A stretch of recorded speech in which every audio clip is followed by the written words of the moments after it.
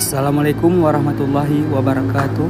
Alhamdulillah, kamu dari tim Solidarity Squad Aceh mubah bacut bantuan kepada Ibu Nuraini Ibrahim yang mengalami lumpuh selama 20 tahun yang berada di Kampung Lapehan Masjid, Kecamatan Makmur, Kabupaten Biren. Berarti mak yang genyo yang mampu kamu ya bantu mak untuk sahanyo ya tahu mak. Alhamdulillah, rupanya umur dia tahu kan mudah arti berselamat iman gitu dunia dan akhirat ya Allah. Hanjit tubi anjit terus. Barakon yo ban-ban anjit terus. Pegawai si beladainya alpatun terli.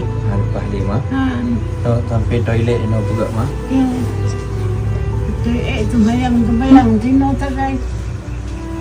Alhamdulillah, Nona bacut sumbangan dari kamu untuk hidup. Alhamdulillah, apanya mudah rezeki selama iman ya Allah. Ada dakiknya itu. Enggak menang mak kamu mendaki di mak bah. Selamat. Makasih hak mak.